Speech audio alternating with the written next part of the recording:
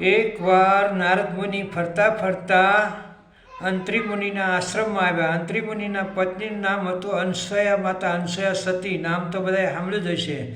અનસૂયા માતાના આશ્રમમાં નારદ મુનિ આવ્યા અને પછી નારદ મુનિએ જોયું કે અનસૂયા માની તપસ્યા બહુ તપોબળ વધી ગયું છે. એને જઈને ભગવાનની પાસે જઈને વાત કરી. ભગવાને કૃષ્ણ વિષ્ણુ રૂપે બેઠા હતા, એને અને શિવ ભગવાન અને બ્રહ્માજી આ બધા બેઠા હતા ત્યાં.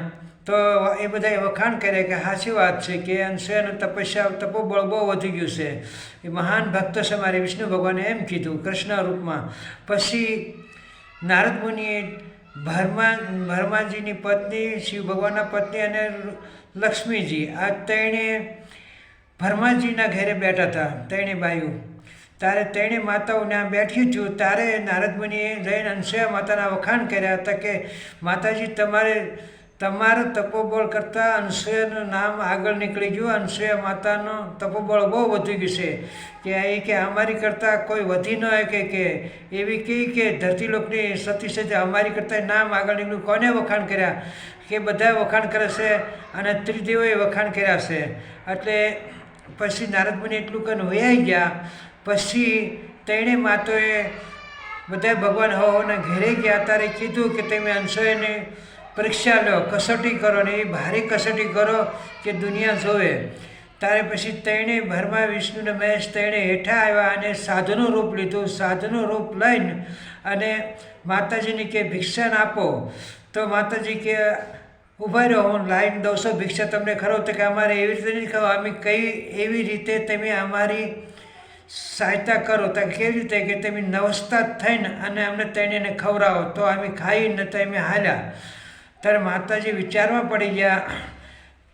એટલે એમના પતિએ એને એમ કીધું તમારા તપોબળથી ત્રણેયને બાળક બનાવી નાખો, તમારું માન રહી જાય અને સાધુનું નામ રહી જાય, માન રહી જાય. આવી રીતે કર્યું. પછી અનસૂયા માતાએ હાથમાં આંધળી બની કીધું હું હાસી પતિવંતા હોઉં અને ભગવાનની દિલથી ભાવથી ભક્તિ કરી હોય તો આ ત્રણેય સાધુ છે, ત્રણેય બાળ સ્વરૂપ બની જાય. ત્રણેયને બાળક બનાવી નાખ્યા. અને માતાજીએ પછી નવસ્તા થઈને ત્રણેયને ધવરાવ્યા. એને કીધું માતા થઈ ગયા અને હાવ 6 મહિનાના બાળક બની ગયા. એને શું ભાન હોય? ત્રણેયને દૂધપાન કરાવ્યું. હવે અહીંયા માતાજી રોજ એને રમાડે એને દૂધ પાઈને મજા કરાવે છે.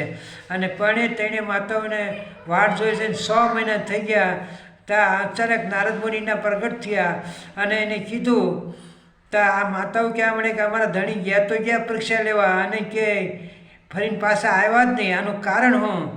તો નારદ મુનિ હસવા મળ્યા અને કીધું માતાઓ એ તો લેવાના દેવા પડી ગયા હશે કે એમને, કે એવું જ નહીં થયું કે અનસૂયા માતાની પરીક્ષા લેવા એની જ પરીક્ષા થઈ ગઈ. એટલે ત્રણેય માતાઓ પછી ન્યાય આવ્યું. નારદ મુનિને પહેલાં કે તમે જાઓ. નારદ મુનિ કે મારું કામ નહીં, તમે ત્રણેય માતાઓ કર્યું અને તમે ત્રણેય માતાઓ જાઓ. ન્યા આવીને જો છે ત્રણેય એક સ્વરૂપે બાળક એક હરખા રૂપ. અત્યારે એને કીધું અનસૂયા માતાને કે અમારા પતિને અમને સોંપી દો. તો કે આ હું તા લઈ લો કે પણ જોજો કે કોઈ બીજાને હાથ ન લાગી જાય ને કે તમારું બધું સત્ય જતું રહે. અનસૂયા માતાની વાત સાંભળીને તેણે વિચારમાં પડી ગયું. પછી માતાજીને પગે લાગ્યું અને કે હે સાસુમાં, તમે અમારા પતિને આજથી તમે અમારા સાસુમાં છો અને અમારા પતિને મોટા કરો તમારા તપોબળથી. જો ભગવાનને એના તપોબળથી થવું હોત તો તમારા વસનનું માન રાખીને ભગવાન બાળક ન બની જાત. પછી ત્રણેયને મોટા કર્યા અને ત્રણેય ભગવાન માતાજીને નમ્યા કે આજથી અમે તમારા દીકરા છે ત્રણેય અને તમારા અહોભાગ્ય કે તમે ભગવાનની માતા બન્યા. માતાજી કે મારા અહોભાગ્ય તો છે જ તે, પણ તમારી પૂરી દયા છે પ્રભુ. હવે આનું કાંક નિશાની મૂકતા જાઓ. પછી બ્રહ્મા વિષ્ણુ મહેશ ત્રણેય પોતાના સ્વરૂપનું તેજ મૂકી અને ગુરુ દત્તાત્રેયને બનાવ્યા. એ જ ગુરુ દત્તાત્રેય અત્યારે આ જગતમાં પૂજાય છે. જય ગુરુ દત્તાત્રેય, જય દ્વારકાધીશ. આ સત્ય વાત છે, ખોટી નથી અને શોર્ટમાં કીધી છે. જય દ્વારકાધીશ.